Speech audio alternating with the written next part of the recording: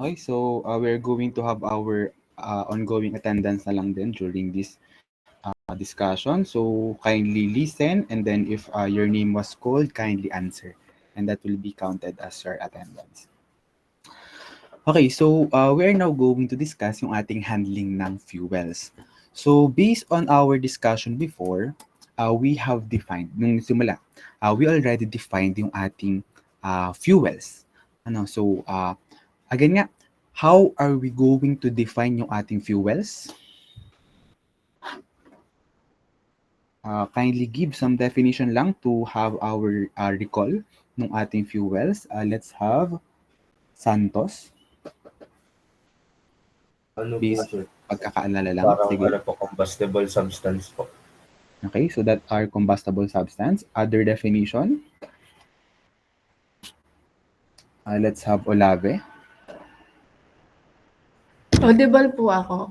Ah, Ang fuels po ay yung mga supply po or mga materials po na binaburn para po sa power or sa heat po. okay, so Santos and Olave for your definition. So let's proceed with the definition ng ating fuel. So based on what we have discussed, this is any material which can be which can be burned to release energy. So yung ating fuels, those are substance or materials that reacts chemically with another to produce heat. Yung ating term na fuel is generally limited to those materials and substance na sabi nga natin that can react in air and oxygen emitting large quantities of sensible heat. So again, yung ating yung fire triangle or for us to start a combustion, we need yung ating air, we need the heat, and we also need the fuel for our combustion to occur to have our fire.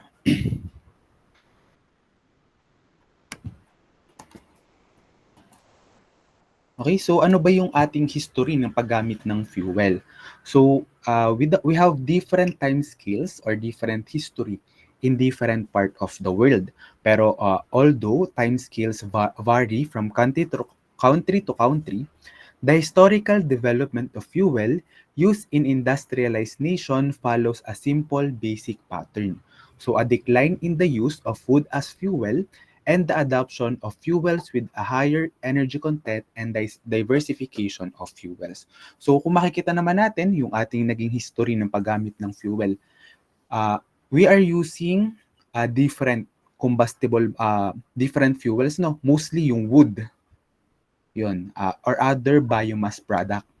So yun yung mga dati or mga sinaunang ginagamit natin as fuel. So ano ba yung naging kung if you're going to search in other countries, before sila maging industrialized country, they are using wood or other biomass product as fuel. So ang nangyari, nagkaroon sila ng too much pollution. And then, naging kokonti yung supply ng ating solid fuels, which is yung mga wood natin or other products na ginagamit nila to fuel yung kanilang industries. So, with the decline ng use ng wood and other fuel na ginagamit, dati, nag-adapt ngayon or nakadiscover tayo ng other fuels to be used. So, doon napapasok yung ating mga discover na fuels such as yung fossil fuels natin and our biofuels which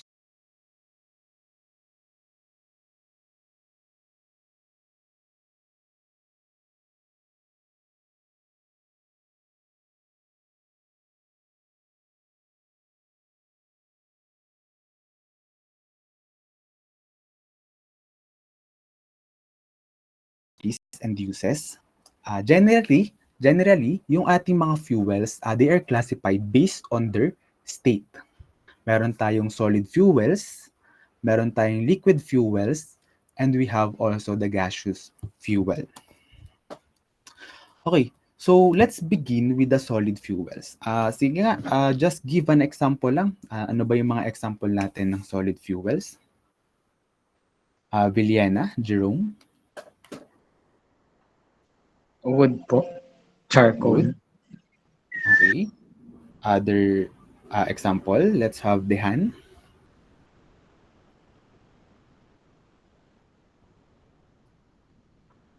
Dehan, nandito ba?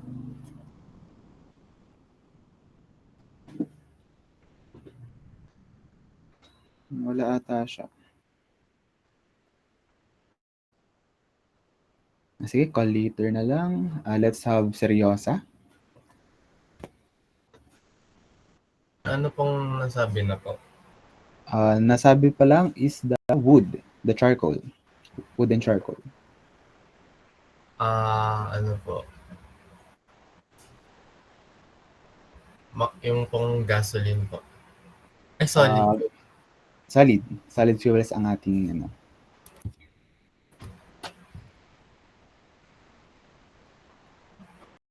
Wait.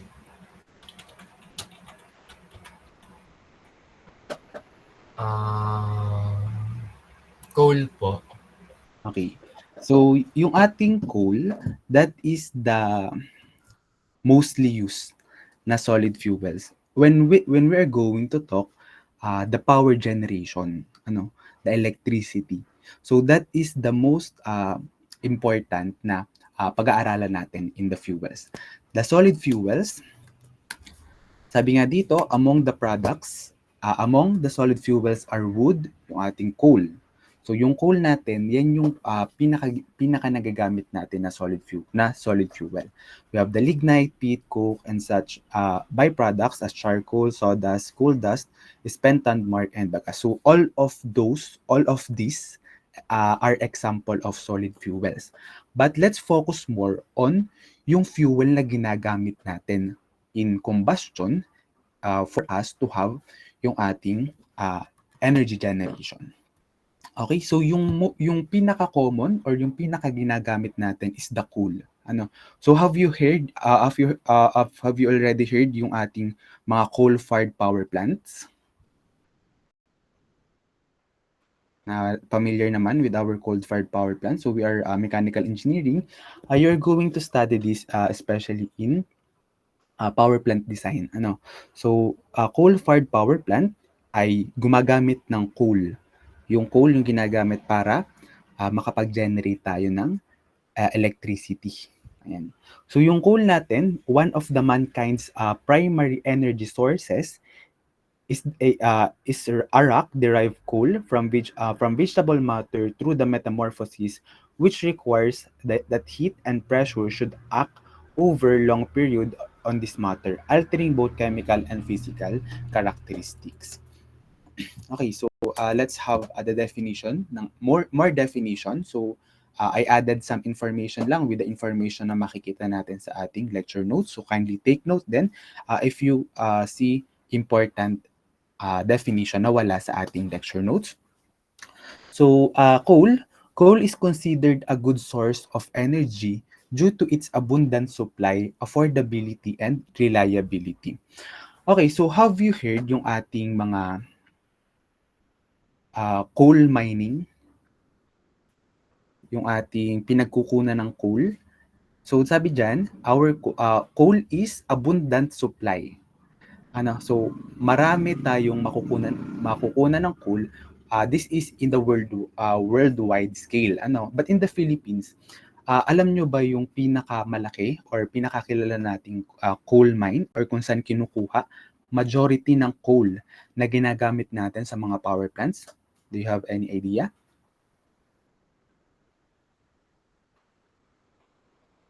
Yung coal natin. Okay, so ito siguro naririnig nyo, but I don't know if familiar nga yung iba. Have you heard yung ating Semirara? Yung Semirara na place? Okay.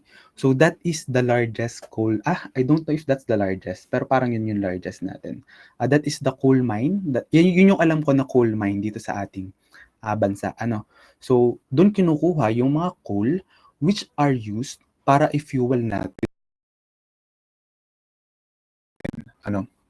So sabi pa dyan, it is often cheaper to extract and use than other fossil fuels, making it a relatively inexpensive energy source. So kung i-compare natin yung ating mga power plants, mas madami yung gumagamit ng coal as fuel sa kanilang plants compared sa other kinds of fuel. So ano ba yung ibang fuel natin? We have the natural gas. We have diesel. We have diesel power plants. So ngayon, dahil yung ating kasing coal is cheaper and more easy na extract natin. So most especially dito sa Pilipinas. Kasi wala naman tayong directly pinagkukunan ng fossil fuels dito sa bansa. So all ng ating crude oil is imported abroad. So dun kumukuha lang tayo or nag-i-import lang tayo ng crude oil. Kaya mostly or karamihan ng mga power plants natin is using coal as our fuels. Yung coal natin is easy to transport and does not require special storage facilities, making it versatile and resource. So bukod sa mas mura at mas madaling i-extract yung ating coal, yung coal natin madali lang din siyang i-transport. Unlike kapag meron tayong liquid fuel or we have gas fuel, mas madaling i-transport yung coal since this is solid. Hindi niya kailangan ng special storage. Hindi niya kailangan ng special facilities. Hindi niya kailangan na may special na lalagyan para mai-transport natin in different part of our country. So ang problema lang, yung coal combustion releases pollutants that contribute to air pollution and climate change. So that is the drawback ng ating coal. Bukod dun sa ating coal mine, that's mining. So technically, nasisira yung ating environment.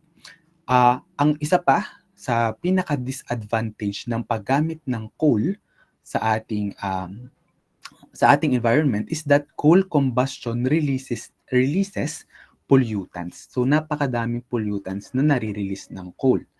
Kaya naman hindi na pinopromote or mas nagfo-focus na tayo in more sustainable or more green, more environmentally friendly na pagpo-produce ng electricity natin.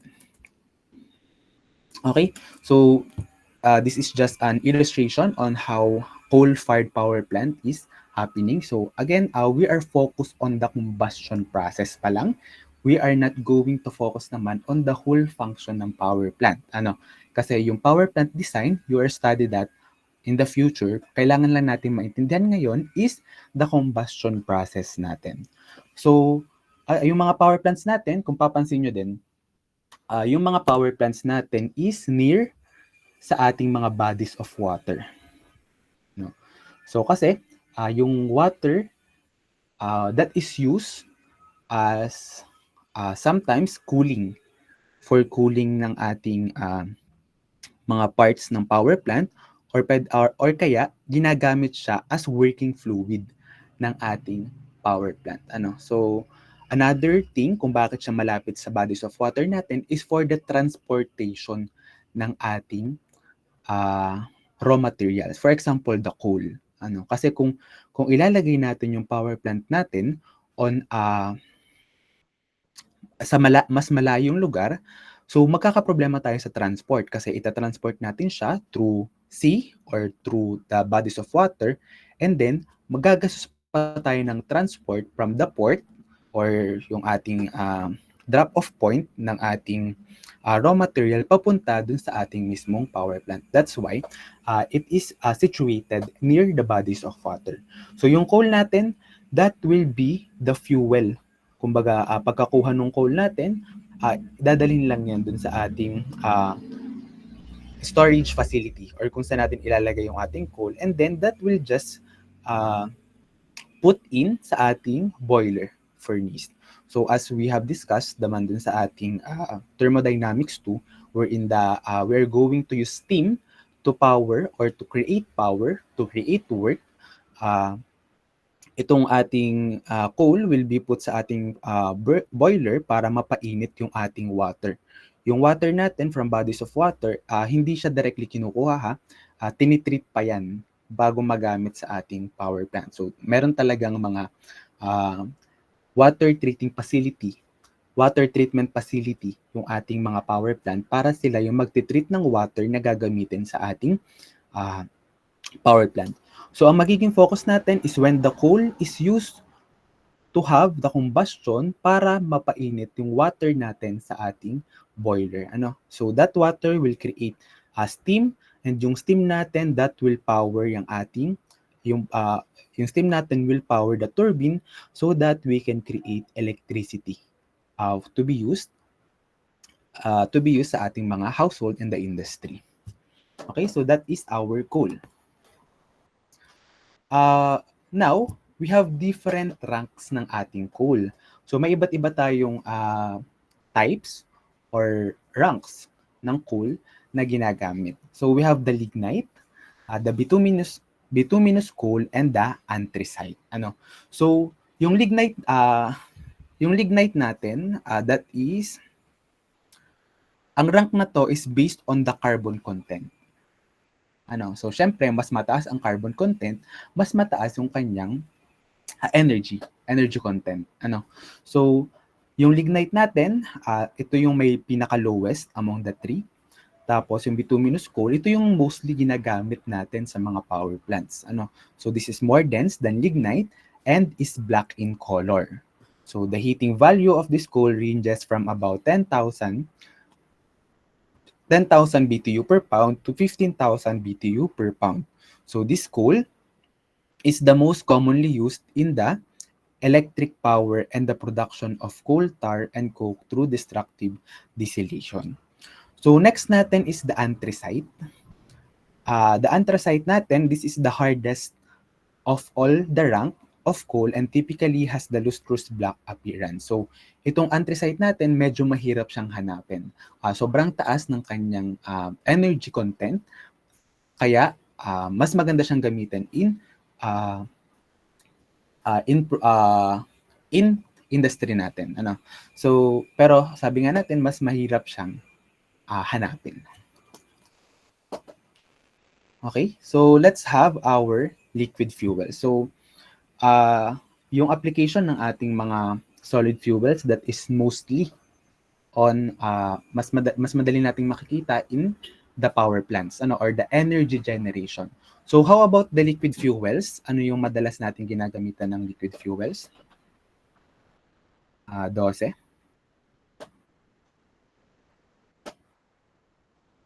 So saan natin ginagamit yung ating mga liquid fuels? Sa mga sa sasakyan po. Ayun. So, alam naman natin that yung mga internal combustion engine natin or yung ating mga makina ng sasakyan, it runs through liquid fuels. So, liquid fuels natin are combustible substance that can be burned to generate mechanical energy and are primarily used for transportation, heating, and also electricity. So, sabi ko nga kanina, meron din tayong mga diesel power plant. So, yung mga gumagamit ng diesel fuel sa power plant natin, kaya siya ginagamit kasi mabilis lang yung startup niya. So, hindi mahirap i-start yung mga power plant natin that runs through diesel. Kaya naman, we have this demand sa electricity. And when that demand peak or tumaas yung ating demand biglaan, doon at pinapatakbo yung ating mga diesel power plant. Okay, so pang short period lang ng time or pandagdag doon sa ating kulang na demand ng electricity, kaya natin binubuhay yung mga diesel power plant. Kasi nga, this is, yung startup niya, mabilis lang. And then, medyo mahal kasi yung fuel natin na liquid. Especially when we are going to talk diesel, medyo mahal yung fuel niya compared sa other types ng fuel na ginagamit natin in power plants. Okay, so liquid fuels natin, that's our combustible substance, naulit na nga natin. And liquid fuels include animal oils, vegetable and mineral oils, kerosene, gasoline, benzene, and alcohol. So, some of the fuels naman or liquid fuels natin is defined na dun sa ating lecture notes. So, let's have na lang muna itong ating types and sources ng ating liquid fuels. So, we have the fossil fuels. So, lagi nating naririnig yung fossil fuels. Sige nga, how can you define yung ating mga fossil fuels? Any idea lang with our fossil fuels, kung saan nanggagaling yung ating mga fossil fuels? Let's have si Alessandra Gilies.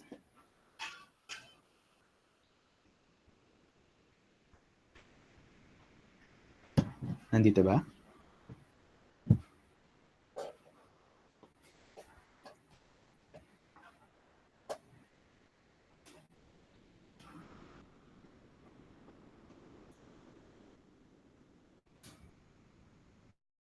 Gilies.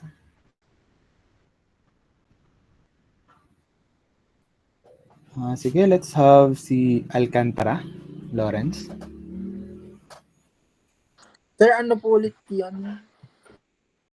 Any idea nga, saan ba nanggagaling yung mga fossil fuels natin? Or ano ba yung mga fossil fuels natin?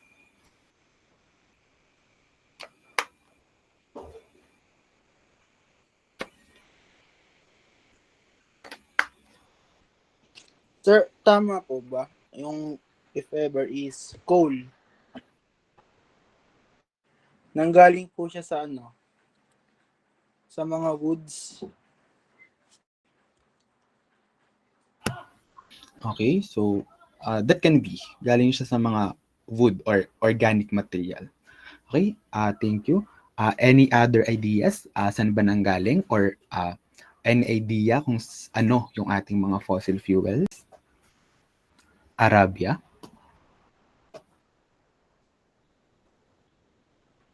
From the word itself po, galing po sa mga fossil po. From decayed organic matter po. Okay. So, yung fossil fuels natin, they came from decay or yung mga organic matter natin from million years ago. So, yung mga living things natin or sabi nga nila, this is dinosaur fuels. Yung mga dating living things na namatay, so yung kanilang mga remains is natabunan ng lupa, and then all throughout the time, yung kanilang mga remains or yung kanilang yung mga fossils natin is nag-create ngayon ng petroleum or yung ating mga ginagamit ngayon, yung ating mga fuels ngayon. So ngayon ini-extract natin siya from the ground, and then yun yung ginagamit natin as fuel na yung fuels natin na widely used ngayon sa mundo, which is yung petroleum nga natin. So other types ng fuels natin is the biofuels.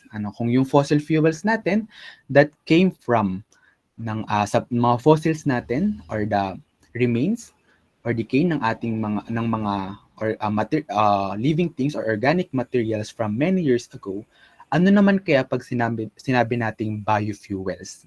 So ano naman yung pinagmulan kaya kapag sinabi nating biofuels? From the word itself, bio. So do you have any idea?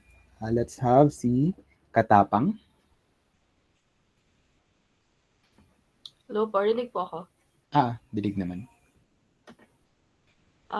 Biofuels po is yung mga renewable fuels po na galing po sa mga biological materials po, tulad ng mga plants or organic waste po. Okay? So, yun naman yun. That is from the fermenting. Sabi nga dito, we have ethanol and biodiesel. That is an example ng ating biofuels. Yung ethanol natin, that produced from fermenting biomass. And then we have the biodiesel made from vegetable oils through esterification. So, nanggaling to sa mga plants natin, that is the oil galing sa ating mga plants, and our biomass. Yan. So we also have other fuels ng ating mga liquid fuels, other sources ng ating mga liquid fuels. So we have the liquid hydrogen, a non-petroleum based fuel, and yung ating mga synthetic fuels. So yun na yung mga manufactured from sources other than crude oil natin. Okay? So yung pinaka ginagamit natin ngayon is the fossil fuels. So let's have a focus muna in these fossil fuels. So yung fossil fuels natin, or that came from our crude oil. So yung crude oil natin and other hydrocarbons exist in liquid or gaseous form in underground pools. So sabi ko nga, yung mga natabunan ng lupa na mga remains ng mga dating mga animals and other living things ay natabunan ng lupa, and then yun yung naging crude oil. So in tiny spaces within the sedimentary rocks and near the earth's surface in tar sands. So petroleum products are fuel made from crude oil and the hydrocarbons contained in natural gas. So yung petroleum products natin, it can be made from coal, natural gas, and biomass. So after yung crude oil natin is makuha or ma-extract natin from the ground, from underground, so it is sent to refinery where different parts of the crude oil are separated into usable petroleum products. So ito, this is just an example, pero iba-iba kasi yung nagiging fraction natin or yung ating percentage ng mga nakukuhang fuel sa ating crude oil. And then that came to refinery or treatment para makreate natin yung mga ginagamit nating fuels ngayon or yung ating mga liquid fuels. So let's have this muna.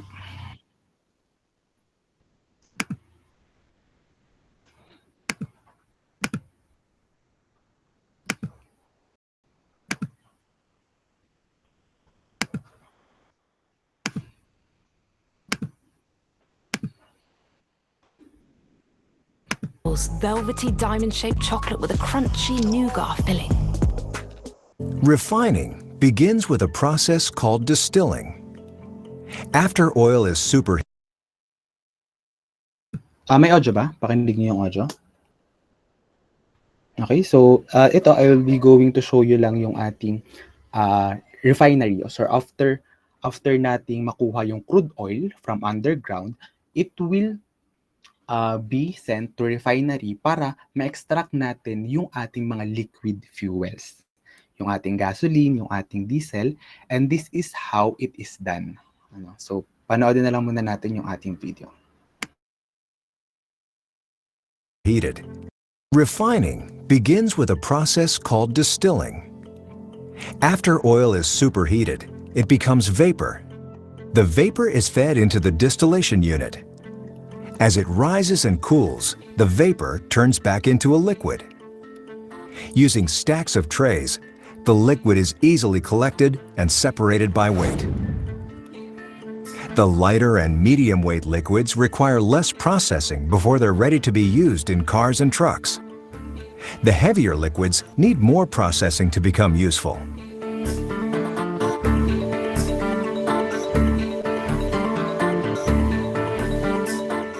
A process called cracking is used to maximize the usefulness of heavy oil. Heavy oil has long strings of carbon and hydrogen molecules. Using a catalyst, these molecules can be broken into smaller chains, transforming the heavy oil into lighter, more valuable fluids. Reforming is a process that increases the amount of gasoline produced from crude oil. One of the products separated in the distilling process is a liquid called naphtha. The number of carbon atoms in naphtha is about the same as the number found in gasoline, but their structure is more complex. Reforming rearranges the naphtha molecule, turning it into a usable, gasoline-like molecule.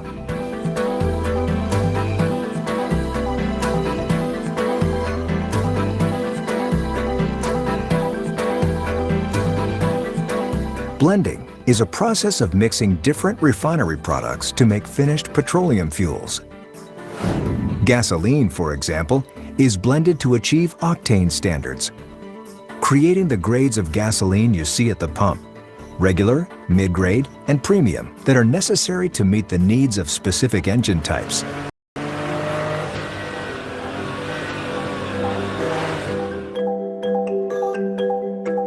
Treating is a process used to produce cleaner gasoline, which helps protect both the environment and our health. Gasoline molecules contain impurities like sulfur that can be removed. When the molecules are heated and come in contact with a special catalyst, a chemical reaction occurs that strips the sulfur away. These sulfur compounds are used as fertilizers and in pharmaceuticals. Nothing goes to waste in a refinery. Help stop itchy sore throat from getting worse.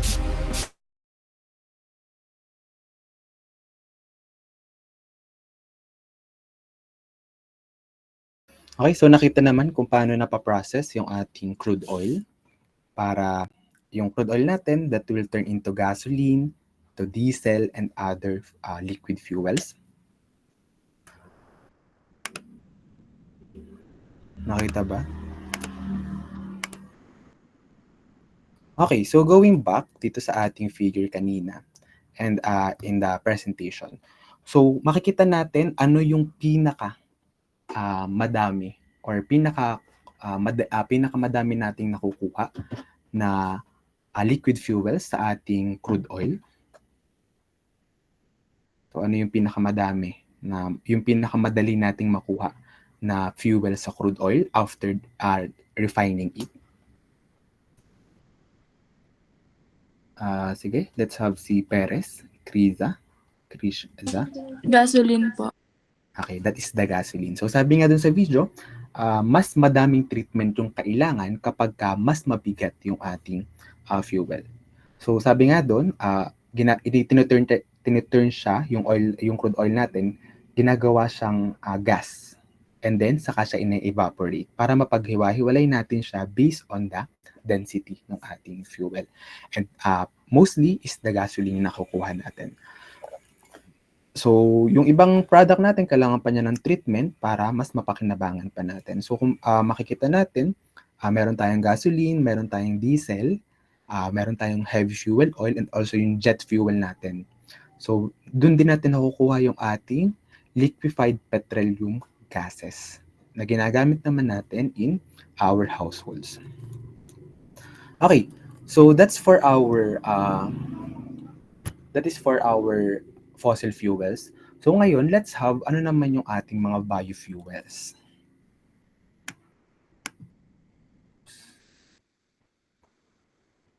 Wait lang.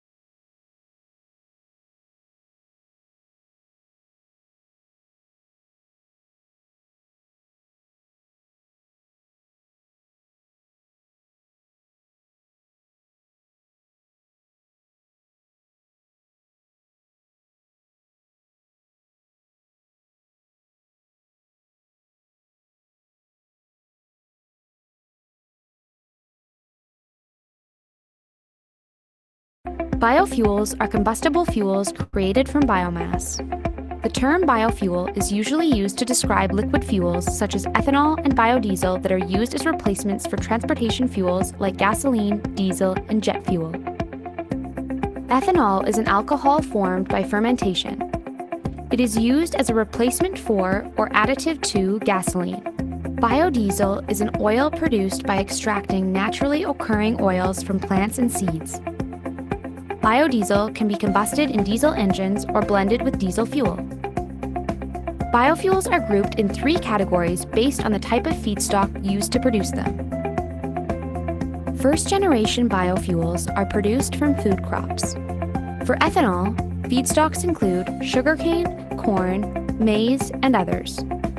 For biodiesel, feedstocks are naturally occurring vegetable oils such as soybean and canola.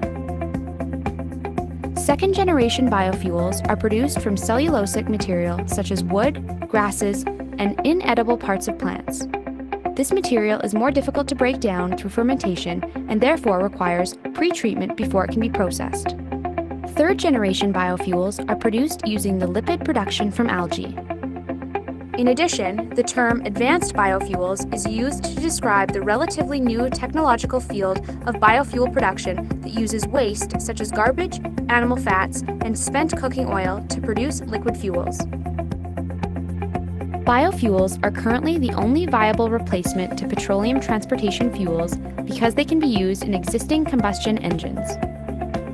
This is an increasingly important advantage with growing concern about the environmental impacts of fossil fuels around the globe. Biofuels can also help provide energy security in regions that do not have hydrocarbon resources but do have suitable agricultural conditions. While there is some dispute over just how renewable biofuels are, it is generally accepted that the crops used to produce them can be replenished much faster than fossil fuels, which take millions of years to form. Concerns about biofuels are usually centered around the fact that they are an agricultural product. Producing these biofuel crops can mean competition with other natural resources, particularly land, food, and water. First-generation biofuels use only edible crops, which has led to biofuel crops displacing food sources in certain regions and subsequent spikes in food prices. In many regions of the world, subsidies are provided for these crops, which only amplifies these issues. In addition, increased agriculture of any form comes with concerns of deforestation and biodiversity loss, as well as water and fertilizer use, which have environmental and climate impacts all to their own. That's biofuels.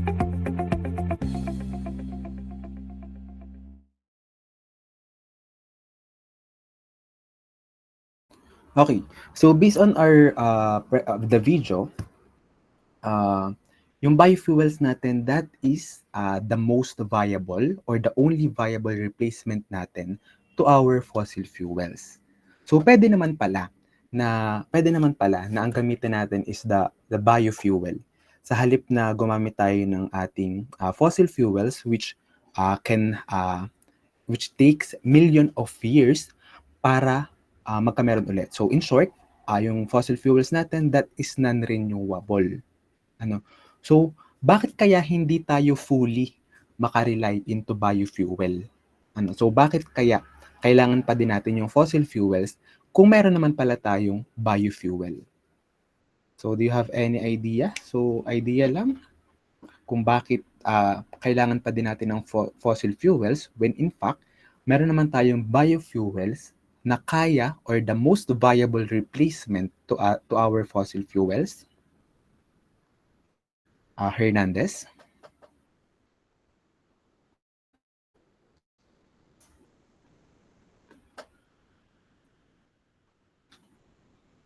Sir, wait. Sir, lang.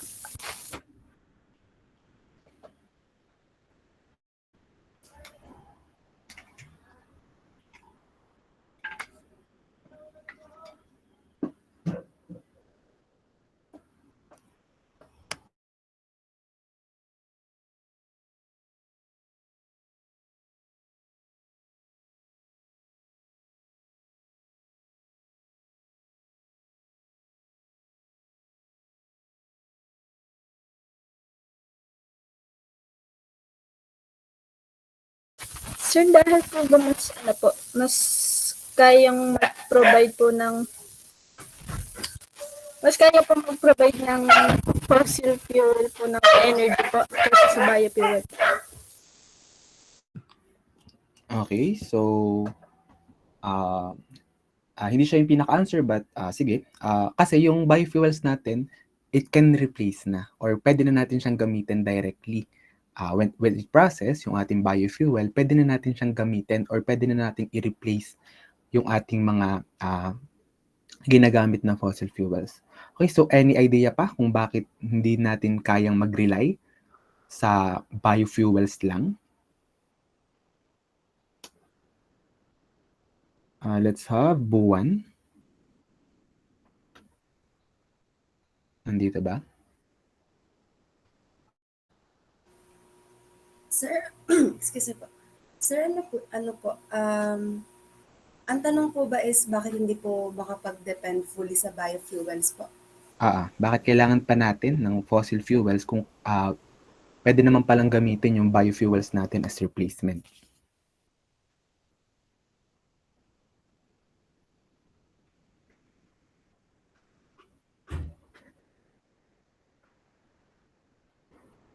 Dahil po sir, ang biofuels po ata ay hindi pa po kayang mag-provide ng enough and efficient energy po.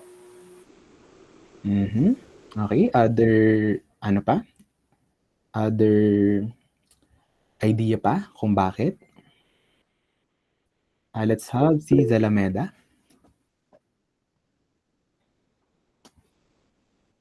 Sir, hindi po ba sa cost po, mas costly po ang biofuels compared po sa paggamit po ng fossil fuels? When we are going to talk sa cost, medyo mahirap, medyo mas costly din naman yung pag-extract natin ng ating fossil fuels. So, any other idea pa? Hermoso?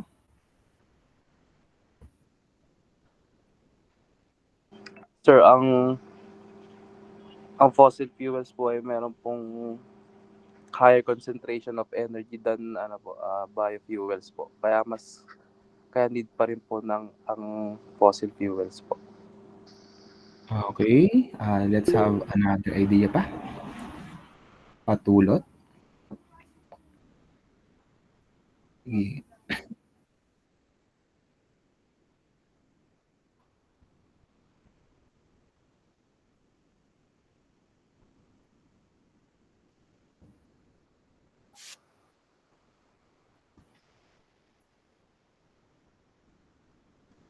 Okay, so pwede. So the main reason is yung ating gagamiting raw materials. So sa biofuels nga natin, sabi nga dun sa video kanina, yung first generation ng ating biofuels, gumagamit siya ng crops. Yung mga crops na natin or yung mga mais, ganyan. So anong nangyayari? Nagkakaroon ng competition kung gagamitin ba natin yung crops natin into producing biofuels or para maging pagkain ng mga tao. So parang ang mangyayari, if we rely on biofuels, paano naman yung supply ng pagkain? So hindi tayo pwedeng mag-fully depend on biofuels dahil magiging kaagaw naman niya yung ating pagkain. Okay, nagigets ba yun? So, yung supply ng pagkain naman na makukuha natin. And also, yung other biofuels requires yung mga plants natin, di ba? So, ang nangyayari, nagkakaroon ng deforestation, which also affects our environment. So, with those factors, kahit pa renewable, kung sabihin pa nating renewable, yung ating paggamit ng biofuels, may iba pa rin siyang epekto sa atin. Kaya naman, we cannot fully depend on biofuels. Okay? So, naintindihan ba yun?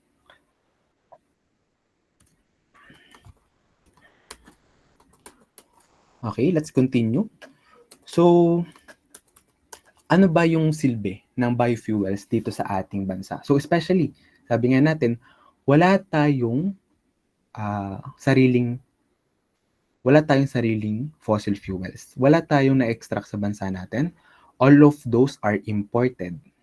So, kapag tumaas yung world price ng ating fuels, apektado din yung presyo ng ating fuels or yung mga gasoline natin sa mga station. So ano yung situation ngayon or ano yung current situation ng biofuels sa ating bansa. Okay? So, yung paggamit ng biofuels natin, it is not encouraged. That is enforced by the law. So, sabi nung batas natin, we have the Biofuels Act of 2006. This landmark law established the entire framework for biofuels in the country. So, these primary goals were to reduce dependence on imported oils and to boost the local agricultural economy. So ano ba yung minamandate ng ating batas na yan? So una, yung ating bioethanol. So all gasoline sold in the country must have an ethanol blend. So lahat ng available na gasoline sa buong bansa natin, meron yang ethanol. Hindi yan purely na gasolina in-import natin sa ibang bansa tapos i-distribute na yan sa iba't ibang parte ng bansa. So hindi. Pagpasok ng gasoline sa bansa natin, it will be blended by ethanol or hahaluan natin yan ng ethanol. That is safe. That's same lang naman yan. That is both gasoline. Ang anuhan lang that can be used sa ating mga internal combustion engine. So pinagsama lang natin yung ating fossil fuels and our biofuel. So this started to 5% and was raised to 10% in 2012. So from 2012, yung ating mga gasoline contains 10% ng bioethanol. So this is the standard unleaded or premium gas you buy at any station today. So yun, meron tayong tinatawag na unleaded and premium. So depende naman yun sa ating specification ng ating engine based on the manual. Ano ba yung pwedeng ilagay dun sa ating fuel? Siyempre, pag ang sabi dyan is premium gas dapat yung ating gagamitin as fuel sa ating sasakyan, hindi tayo pwede mag-unleaded kasi that will be prone to yung ating tinatawag na engine knocking. Kasi magiging premature yung combustion natin. So dapat that is based on the standard pa din. Kung ano ba yung sinasabi ng manual ng inyong sasakyan. So pag naman unleaded natin, so kapag yung inyong sasakyan is for unleaded, pwede nyo naman siyang gasan ng premium. Pero parang nagbayad lang kayo ng mas mataas kasi kung unleaded naman yan, ibig sabihin yung properties or yung ating unleaded fuel, pwede na siyang gamitin at least dun sa ating engine. Kasi you can use higher but you cannot use lower grade. So meron naman tayong tinatawag na ating biodiesel. So all diesel fuel sold in the country must be blended with biodiesel. So kung yung gasoline natin may ethanol or bioethanol, yun namang ating diesel fuel, meron naman yan kahalong biodiesel. So all diesel fuel sold in the country must be blended with biodiesel. The mandate was set to 2% or 2% dapat yung ating 2% dapat yung content niya na biodiesel using the cocoa methyl ester from our local coconut industry. So again, yung goal ng law na to is to reduce yung dependence natin on imported oil and to boost yung ating local agricultural economy. Okay? So, sabi natin kanina 2%, but then the Department of Energy has mandated a gradual increase in the biodiesel blend. So, in October 2024, tinaas siya to 3%. Ngayon naman October 2025, it is set to increase again to 4%. Okay, so this is from the data before. So hindi ko lang sure if this is updated already. Kung, 'di ba, November na ngayon, so probably yung mga mula nung October, tinaasan na yung ating content ng biodiesel sa ating mga diesel available in the market. Okay, so in 2026, it should reach naman ng 5%. So this is a major development moving from B2 or 2% to 5%. is expected to create a massive new market to our coconut industry, requiring hundreds of millions more coconut per year. So this is the direct government effort to increase the income of our coconut farmers.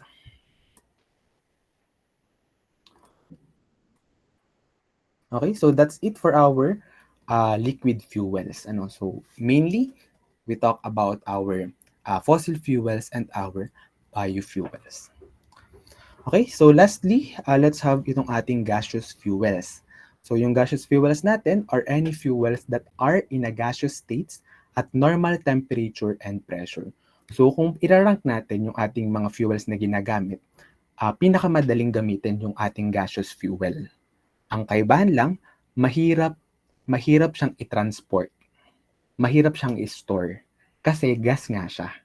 So, yung solid, ang dali lang ng storage. Yung liquid, kailangan, it should be on the right storage. Pero yung gaseous fuels natin, may nire-require pa yan na different methods kung paano natin siya matatransfer. But then, that is napakadaling gamitin kasi we are going to mix air and fuel. That is gas to air, mas madaling pagsamahin ngayon kapag we have gaseous fuel. So, have you heard, na-mention ko ba sa inyo last time yung ating mga combined cycle power plant which uses Brayton cycle. Sa pag-Brayton cycle nga natin, ang ginagamit natin fuel ay natural gas. Yan. So, ito yung ating gaseous fuels. So, it includes yung ating gaseous hydrocarbons such as methane, ethane, ethylene, and acetylene, as well as the carbon monoxide and hydrogen. So, some gaseous fuels are mixture of several of these substances in proportions that depends on the source of the gas. So, their biggest advantage is that they mix very easily and completely with air. So, sabi ko nga, yun yung advantage niya. Madaling maghalo yung gas into air. So, which allows them to burn very cleanly and efficiently, often producing little to no soot or ash. So, compared sa ating solid fuels, wala halos na nakikreate na ash yung ating gaseous fuels. Okay? So, yung ating natural gas, sabi dito, this is a naturally occurring fossil fuels found in deep underground rock formation, often trapped in with crude oil.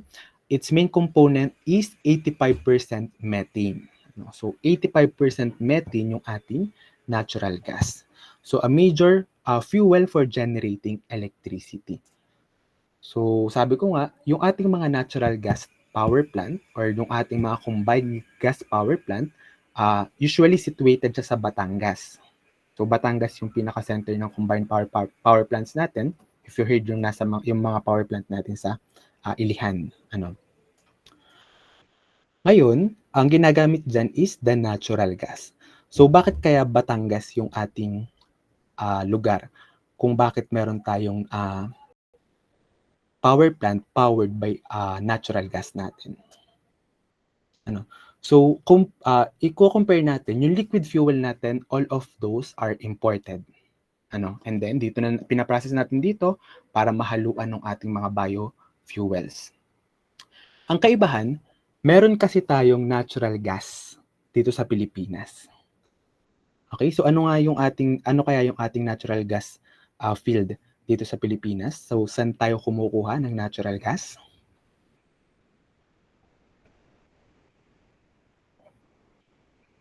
Do you have any idea? Sir, yan po ba yung sa Malampaya? So, that is the Malampaya gas field.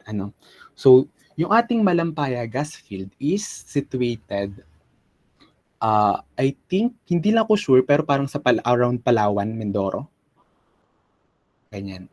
So, yung ating natural gas na na-extract sa Malampaya field, it runs through a pipe sa mga pipes natin that is underwater pipes connecting from the Malampaya plant going to Batangas.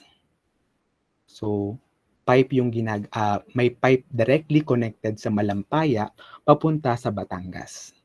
And then, dito na sa Batangas, pinaprocess yung gas natin, yung natural gas natin, para i-fuel yung ating mga combined power plant na makikita sa Batangas. So, that is 30%. Yung 30% ng electricity sa buong Luzon is pinoproduce dito sa Batangas. So, that is for natural gas natin. Ngayon, ang nagiging problema natin, nag-iisa lang yung malampayan natin. At ang government natin, hindi pa siya nag-explore ng other, or as far as I know, or siguro naman may mga research efforts, but then, nagkakaroon tayo ng decline or numinipis na yung ating supply ng natural gas from Malampaya. So, ngayon, kaysa gumastos ng exploration or mag-discover ng ibang source or reserves ng ating natural gas, other efforts or alternative para mag-continue yung function ng ating mga combined cycle power plant is to have imported natural gas. So once again, magde-depend na ulit tayo into imported products. So ngayon, kaya mahirap yung ating storage ng natural gas. So have you heard yung ating liquefied natural gas? Or the LNG? Familiar? Okay. So dahil nga nagde-decline yung supply ng ating natural gas, nag-i-import tayo ng liquefied natural gas or yung LNG natin. So bakit siya ba't siya liquefied? Dahil nga sabi nga natin, mahirap i-transport or mahirap yung storage ng ating natural gas kasi gas yan. So bago siya i-import, itiniturn siya into liquid. Yan. So the idea is mas madali kasing i-transport yung ating yung liquid form ng natural gas kaysa sa gas nito, the gas form natin. So yung liquefied natural gas na ini-import natin, ngayon, naggawa or nagkameron na tayo ng LNG process plant dito din sa Batangas. So, nag-import tayo and then dadalhin dyan yung LNG natin, and yung LNG natin, dun siya ipaprocess para mapower pa din natin yung mga combined cycle power plant dahil nga nagde-decline yung supply natin ng natural gas from Malampaya. Okay, so that's it. That's just additional information naman kasi nga we're talking about fuels. So before we discuss the fuels, dinidiscuss muna natin is the terms and ano ba yung ating application nitong mga fuels na to. Kasi after this discussion, babalik na tayo with calculations. So kailangan lang natin alam natin itong mga terms na to before we proceed with our discussion. Okay? So next natin sa natural gas is the hydrogen. So invisible flammable gas. So it is part of the structure of water and all acid as well as constituent of petroleum and coal in the form of hydrocarbon. So it is odorless, colorless, and tasteless. Hydrogen is usually prepared in laboratories by the action of dilute acids on metal. Another method used in the laboratory is the electrolysis ng ating water. So this is often called the fuel of the future because it's an extremely clean energy carrier. So it has the highest energy content by weight of any fuel. Okay, so abundant kasi yung source natin ng hydrogen. Pero ang problema natin, hydrogen gas does not naturally occur in the nature. So ano kaya ang again, hydrogen is abundant sa ating sa mundo natin. So in what form sa natin makikita naturally yung ating hydrogen? Do you have any idea? Let's have si Aguila. Saan kaya natin nakikita itong ating hydrogen in the nature? Nandito ba si Aguila? Water po. Okay, so nakikita natin yan sa water. So water natin, chemical formula is H2O.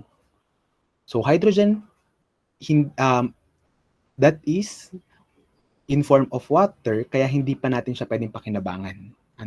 So hydrogen natin is flammable. Pero subukan natin yung tubig, apoyan natin yan, hindi naman yan aapoy kahit pa may hydrogen dyan. Kasi nga, nakaband pa siya with our oxygen. So to make it a useful gas, yung ating naturally occurring na hydrogen, wherein in what, which is mostly sa water nga, ipaprocess natin para magkaroon tayo ng hydrogen gas. Yan. So sinabi naman dito yung ating methods paano natin nakukuha yung ating hydrogen. So we have, pinakilala natin is the electrolysis ng water. Yung ini-split natin yung atom ng water using electricity and using a cathode and an anode para ma-separate natin yung ating oxygen gas into hydrogen gas. Tas itaray natin yung hydrogen gas, it can be in the form of experiment. Nakapag-try na ba kayo ng electrolysis ng water? Have you tried that before sa inyong chemistry class?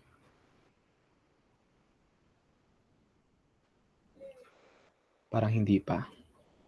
Kasi before sa Gen Chem namin na ganun kami, nag-experiment kami using electrolysis or splitting ng water to hydrogen and oxygen. So yung na-separate kasi namin na gas, pag sinindihan yun, nagkakaroon ng flame. So that is the hydrogen gas. So in a small scale lang yan. Kasi sa Pilipinas, this is very premature pa or hindi pa tayo more on exploring ng hydrogen. But then hydrogen, that is the fuel of the future. So that can be a future study, future research para mas mapakinabangan pa natin yung ating hydrogen gas. Okay, so next natin is the biogas. If you have biofuel, meron din naman tayong biogas. So this is the renewable biofuel version ng ating natural gas.